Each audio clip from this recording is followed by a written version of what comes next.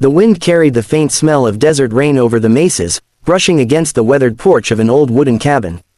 Inside, an 82-year-old man named Samuel Brooks sat alone by the fire, his hands trembling slightly as he held a tin mug of coffee.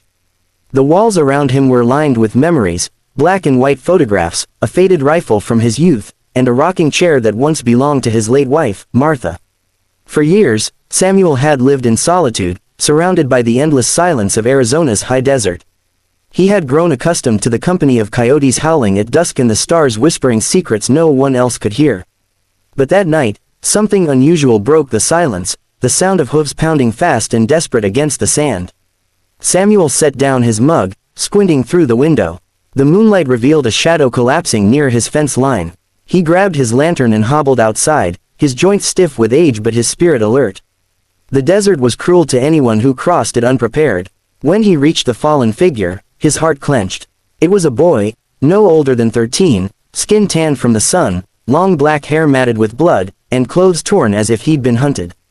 A deep wound cut across his shoulder, and the boy's breaths came in short, painful gasps. "Easy there, son," Samuel whispered, his voice calm despite the fear creeping in. "You're safe now." He lifted the boy gently, surprised by how light he was, and carried him into the cabin. Samuel's old life as a field medic during the Korean War had taught him how to treat injuries with steady hands. He cleaned the wound, applied pressure, and whispered prayers that floated into the smoke-stained rafters. The boy stirred, his eyes fluttering open, dark and wary, like an animal cornered. "Water," the boy rasped, his voice dry as sand. Samuel handed him a canteen. "You'll live, son. Whoever did this to you won't find you here." The boy didn't answer. His eyes darted toward the window, scanning the night as if expecting enemies to burst through. Samuel recognized that look: fear, pride, and something else. Something sacred. For the next few hours, Samuel worked in silence. He wrapped the boy's shoulder, brewed herbal tea from desert sage, and placed a damp cloth on his forehead. Outside, the storm began to grow, thunder rolling across the valley. The boy finally spoke, his voice soft but firm. "My name is Tahoma," he said. "I am Apache." Samuel paused. He had lived near Apache lands for decades but had rarely spoken to any of them.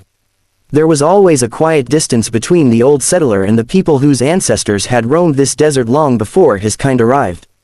But looking into Tahoma's eyes, Samuel saw no enemy, only a frightened child who needed help. "Well, Tahoma," Samuel said, pulling the blanket higher over the boy's shoulders, "you're safe here. Rest. We'll talk in the morning." But morning never came quietly. Just before dawn, Samuel woke to the sound of voices outside, many voices.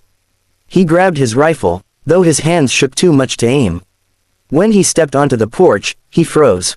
The horizon was filled with riders. Warriors on horseback stretched as far as his eyes could see, at least 1,000, their faces painted, feathers glinting in the sunrise. Spears and rifles gleamed in their hands. The desert ground trembled beneath them. Samuel's heart pounded. He thought of the stories he'd heard in town, tales of old Apache revenge, of raids and blood debts. But he had no quarrel with them.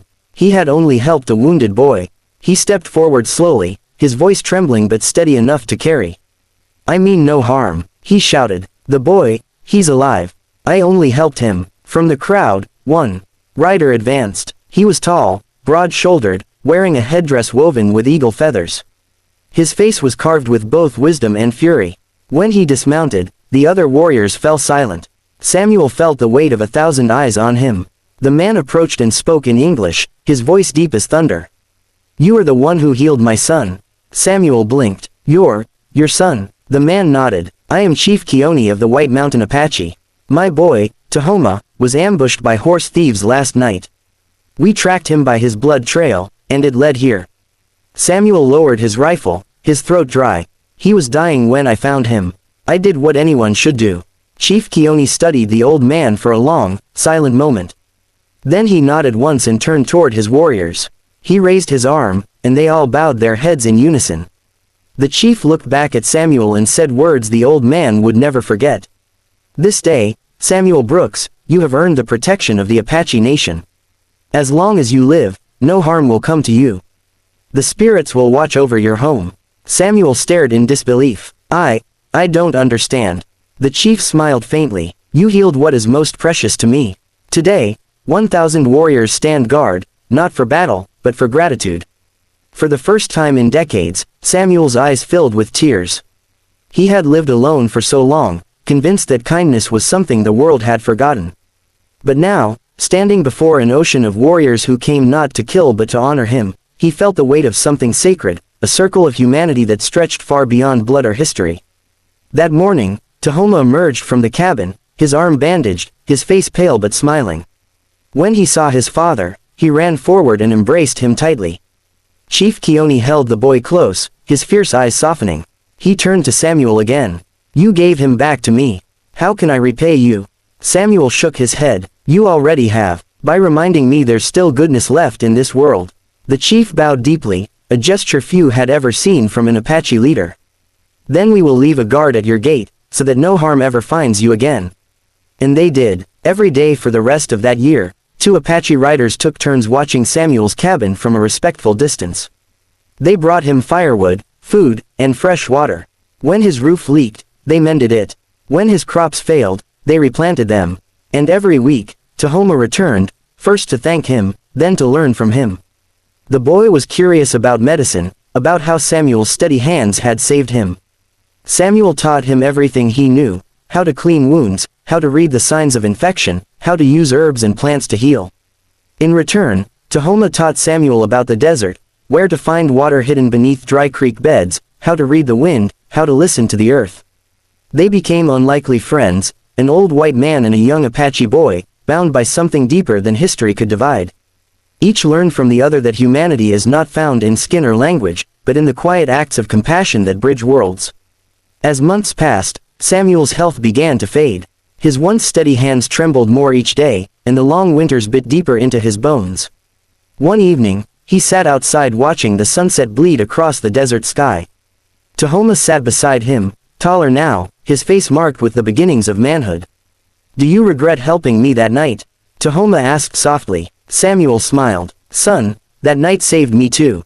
I'd been dying in this house long before you came along. You just gave me a reason to live again." Tahoma's eyes glistened. "You taught me what my people call the sacred way, to heal without judgment, to help without asking who someone is. My father says the spirits favor you." Samuel chuckled weakly. "Then I hope they've got a good place ready for me when I'm gone."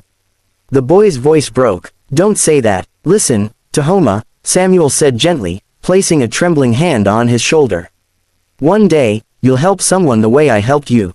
And when you do, remember this, kindness doesn't belong to any tribe, color, or creed. It's the one thing that makes us truly human." That night, the stars burned brighter than usual, as if the heavens themselves were listening. And when morning came, Samuel Brooks didn't wake. He had passed quietly in his sleep, a peaceful smile on his face, the desert wind rustling softly through the open window. When Tahoma found him, he fell to his knees, tears streaking down his face. Chief Keone and his warriors gathered at the cabin that afternoon. They built a great fire and sang old songs, not of mourning, but of honor. They buried Samuel on the hill overlooking the valley, where the wind always blew and the stars never faded. On his grave, they placed 2 things, a carved wooden cross from Samuel's porch, and an eagle feather from Chief Keone's headdress. From that day forward, no one trespassed on Samuel Brooks's land.